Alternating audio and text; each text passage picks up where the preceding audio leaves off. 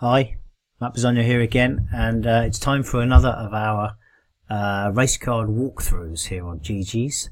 And of course I've got the Geegeez Gold toolkit to support me in these endeavours. It's Friday lunchtime as I'm recording this, so we've got just about 24 and a half hours before the first races on Saturday. No odds are available yet, and that's sometimes quite a good thing, so it gives you kind of a fresh mind to look at the racing, unbiased by outside influences.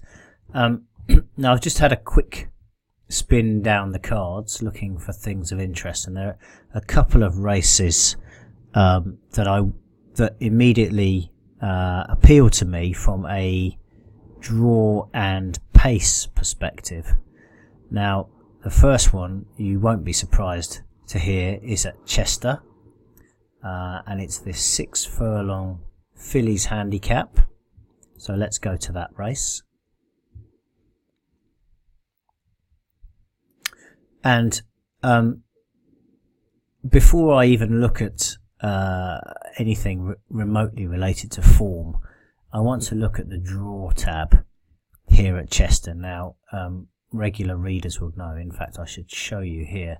If you click for the UK courses, we have these links on the right hand side on the race card. If you click on one of those, it will show the uninitiated.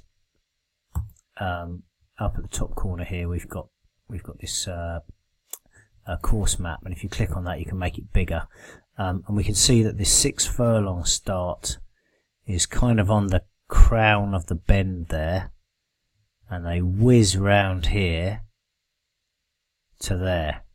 A very, very sharp, tight turning 6 furlongs, and when the ground is quick, the horses that get out have a strong chance of holding on, because everything else has got to all the way around. It's just the outside draws, it's just turning away from them, you see. So if you're 2 or 3 wide here, you've got to go further than the guy on the rail, and particularly around the home turn there, and then it's a short hop to the line. Now when the ground is softer, they often go a bit too hard early, and they start to get tired in this home straight here. But tomorrow the ground is expected to be good to firm, and in that context we need to be interested in the inside draws. And it's all very well me saying that, but the best thing is for us to use data to evidence it. And so you can see here that this is sorted by good to firm. I'm just going to make it 9 to 11 runners, tighten it up a little bit. Actual draw as always, and handicaps only. And what we can see immediately is that those drawn low, although it's a small data set, those drawn low have fared much the best. It's a bit more even than the place data, but still there's a significant advantage to low drawn horses. And if we look at the constituent draw, we can see that even more starkly evidenced. You can see of the 6 winners under these conditions, 5 of them were drawn 1, 2 or 3, and that was just profitable to back those stalls blind. I've put the IV3 calculation in the graph here. Now IV3 is simply an average of the impact value for a stall and its closest neighbours. So for instance, stall 2, IV3 is the average of stalls 1, 2 and 3 from the IV column. For stall 1 and for the highest stall, it's always the average of that stall plus its neighbour, i.e. for stall 1, stalls 1 and 2, because there's no stall 0. And in this 9 to 11 setup, there is no stall 12, so here it's an average of stalls 10 and 11, which is 0 in this case. So that's a little explanation about what's behind it. We can see very clearly the impact value of a low draw One is basically standard, wins no more or less often than should do, and 3.5 is clearly a much bigger number. Now again, very small data set, so we shouldn't get too carried away, but all the evidence, including the course constitution, which I've just shown you, points towards a low draw. And if we look at the pace tab as well, I'll just put this on graphic. Again, I'm going to make this 9 to 11 just to tighten it up a little bit. And we sort by draw. We can see that horses that led or raced prominently have won all 6 of the races in this small sample. If we make that 12, it doesn't make any difference actually. Oh yes, it does. Yeah, we can see that those that led or raced prominently have won all 9 of the scored races. So essentially, being mid-division or further back, horses racing mid-division or further back on this 6 furlong in handicaps over 6 furlongs here are 0 from 60. And that, that's quite a striking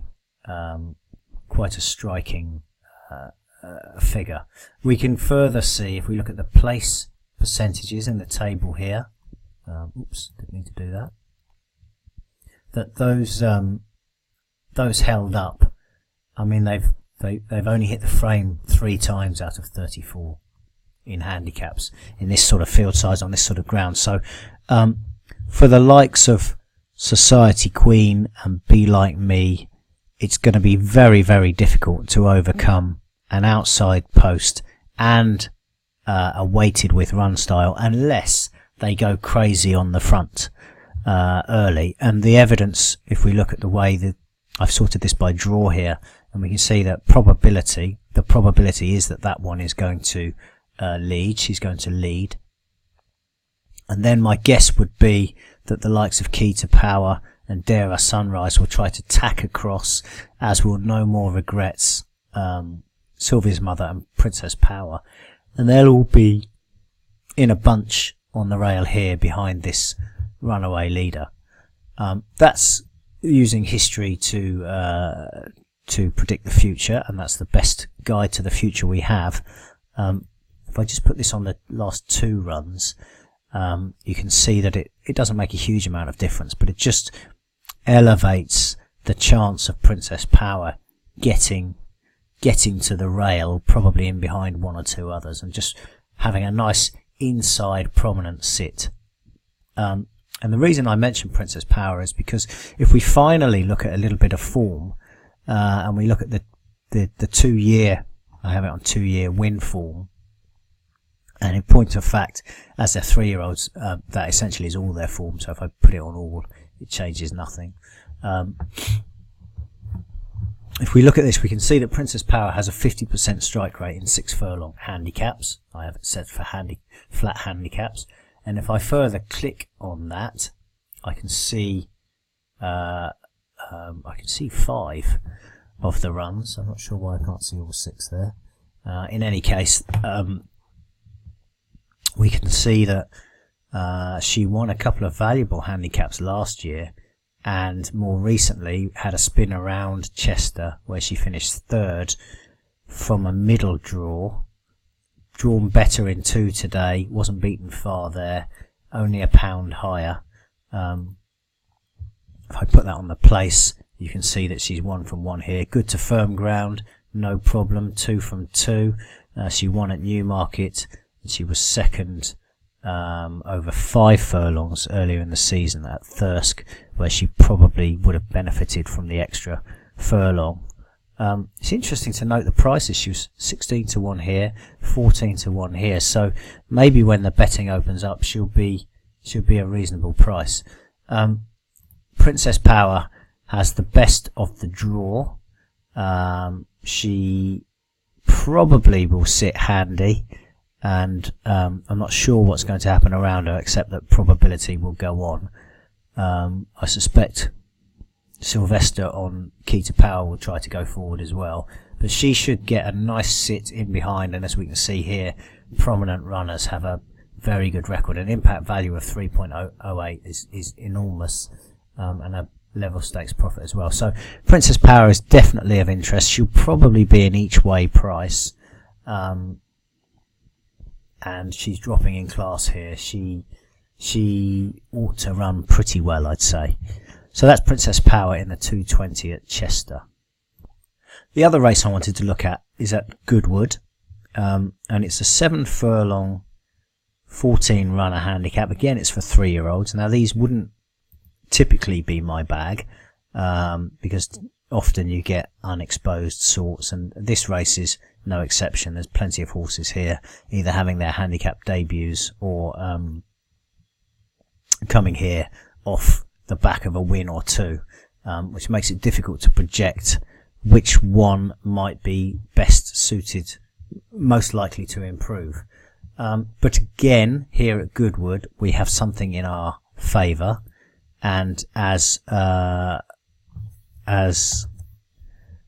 John Shenton so eloquently and graphically highlighted in his post, which is on the site right now, there is a bit of an advantage on the 7 furlong course because of the nature of the track. Now if we go up here we can see that. See, the 7 furlong start is here, and they go up, they go around the higher loop, so you go up to the top here. There's quite a sharp right hander into the straight, down the hill to the finish. Inside draws have an advantage and early pace has an advantage. That's essentially what this says here, and we can see that demonstrated from a pace perspective here. I just sort this by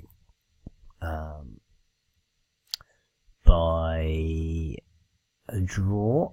We can see where the pace is in the race. We can see there's a couple that probably want to go on in Chapelli and Al Hakmar, and then a bunch who will probably get in each other's way in behind. So immediately these two prominent racers probably get a slight markup, particularly the one horse. I just want to show you the draw data to support that. Now one of the things that a lot of people overlook when looking at draw data is we're not always looking for a positive bias.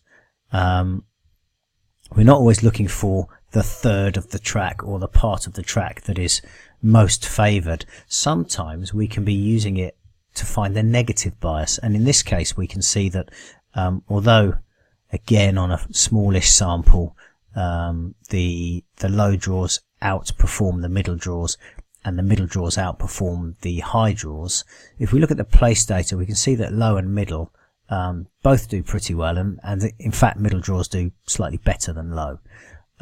But what we can see in both cases is that high draws struggle, and in bigger fields like this, given the course constitution we've just looked at, again that's not surprising. And I think I've mentioned this before, and I think it's a really important point, that when we're betting in a horse race, we need to think about what the horses are being asked to do today.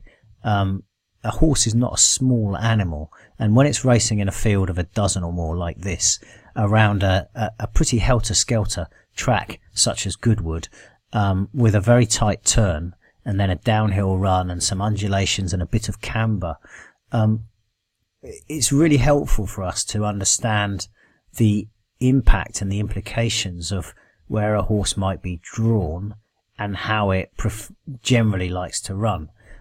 So again, in this case, I think, we're kind of looking at low draws being favoured, and high draws being unfavoured. Again, I like to look at my heat map, which overlays the run style of a horse with its draw third. I like to put it on place to get a bigger sample size, and we can see that interestingly low horses that led have not actually done that well. We've had one winner and that one was the only one that placed. The other 7 were all beaten off. So that's quite interesting. But generally speaking, lead or prominent is an advantageous way to race, and we can see again that held up and mid division in the main is a difficult obstacle to overcome.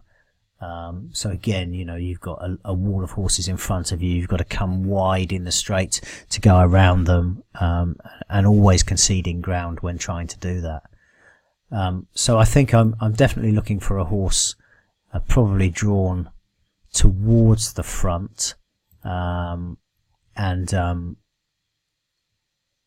one drawn low to mid, certainly not one drawn high. So if we take that information and then overlay it, excuse me, onto our instant expert. Now, one of the problems here that we have, because this is a 3-year-old handicap, we've got loads of grey boxes, which is to say that some of these runners have not faced these conditions. So there are a couple of things we can do. First of all, we can change the handicap radio button, which I set as a preference to all.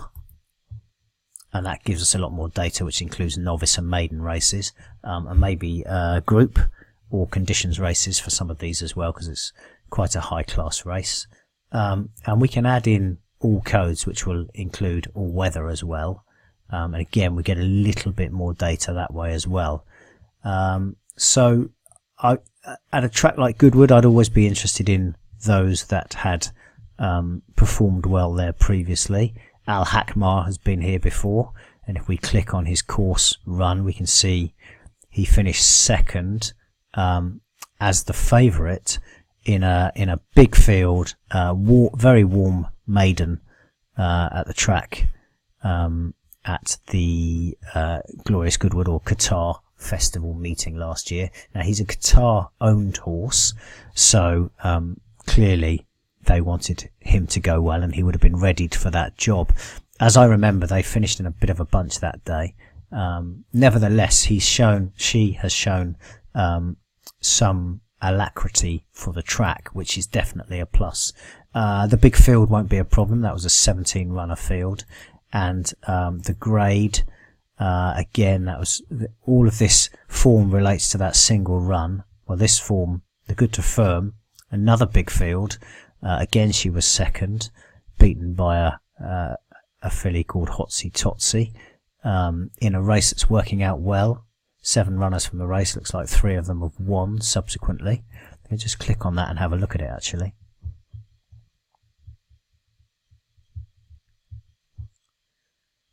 And we can see there that the winner has come out and won since. Al Hakmar herself has come out and won since. The 3rd, 4th and 5th haven't run since. The 6th has come out and won since, and then a couple of those that were beaten miles at the back have been beaten again. But the form of this race, from the few horses that have run since, it looks really solid. So that's another tick in the box for Al Hakmar. I'd say she's probably quite interesting at about 10 to 1. We can see that her run style is suited to the track. She'd probably be front rank, either on the, if I just put it on the data view a second, and then we can see that I just need to score that one. Went left at the start, soon corrected and made all, so she led again last time, so that would be a 4 by the time you look at this tonight. And when I score these, these get manually scored. So she's led in her last 3 races. She's going to face some contention almost certainly from Joe Fanning on the inside, and maybe they go too hard, I'm not sure. So that would be something to think about. But nevertheless, although there are a few prominent races, and perhaps Jack's Point could go forward here, and a couple wider out, although they might choose to be a little less bold given their wide draws. Maybe they'll try and get a position, but more likely they'd probably sit in from there. I'd be this Dubai Legacy. I mean, it's one of those. It's won 3 of its 4 starts for Godolphin, and as with many of their horses, it could just be a group horse rather than a handicapper. Won its maiden, ran well in the Coventry, and then won a novice at Epsom before winning a Class 3 handicap, his first run of the season. Not overly impressive, but maybe didn't enjoy the track or needed the run or whatever. In any case, it's very hard to crab a horse which is progressive like this. Was beaten far enough, albeit in a Group 2, on its only start in a bigger field, and that would be an interesting point, especially with the wide draw. So I'd kind of there are enough reasons to be against that one at the price. Flashcard 7-2, that's the other one towards the top of the market. That has a better draw in 6, in fact a good draw in 6, has solid form, ran in this valuable sales race at the Irish Champions Weekend meeting in September, 147 grand to the winner. Sadly got beaten half a length as a 6-4 favourite. Ouch. But obviously is a classy horse, £5 higher here. If it's trained on this conditions, which ought to suit it very well, and it's an obvious contender, notwithstanding that the price fully reflects that. I think on balance, Chapelli might be interesting. The faster ground here is probably an advantage. Figures to trap and be on the speed. I think if I was taking 2 in the race, I'd take the 2 front runners, or the 2 that I think will be on the front, and they are Al Hakmar and Chapelli, both at double figure prices. Have a little each way on those against the field. There is a danger that they take each other on and compromise each other's chance as a consequence, but all things considered, they figure to get the run of the race. Instant Expert suggests they're well suited to conditions, in a race like this where any number of them could step forward again, I'd be happy to take a chance on a horse that I know is very likely not to be inconvenienced by trouble in running. There's just one other one to look at very quickly, just because it stands out at the top of the pile here, is this Chinner, 25-1. It's drawn 10, which is obviously a sub-optimal draw, and it's a hold-up horse as well. So I'm going off that quite quickly. But Shannon and Watson are pretty good exponents of the game. The ground will be no problem, albeit been racing at 5 there. Ran in this grade in a decent race at Salisbury, notwithstanding that it hasn't worked out. No winners from 12 runners since. Finished placed in a Group 3 in the Prestige Stakes last year. May have been flattered there. Been running in pattern races. You see all this 7 furlong form, Group 3 listed, Group 3 listed. So this is a dropping class for Chinner. The trainer does get winners at the track, I hope. You can see in the last year he's had 7 winners from 44, and that's got an actual over expected of 1.35 and a high IV as well. So Chinner would need some luck in the run from a high draw with a hold-up run style. But it's a 25-1 shot, first time in a handicap. And in that context, you haven't got to load up at 25-1 to get a nice draw, if a nice return if things go your way. So for very small money, I might be tempted to have a little bit on Chinner. But I'd be slightly more interested in the chance of Chapelli and Al Hakmar, who I perceive will both go from the front and seem suited to conditions. So more than trying to tip the winner of this race, I'm trying to show you how a few of the tools work, and again to reiterate the importance of looking at the course constitution and thinking about draw and pace in the context of the track, the piste, the strip that the race is going to be contested on. I hope that's been useful to you. Again, I've waffled up to the 25-minute marker, so apologies for that. I'll stop now, and I'll wish you good luck with your weekend wagering. This is Matt Bisogno saying bye for now.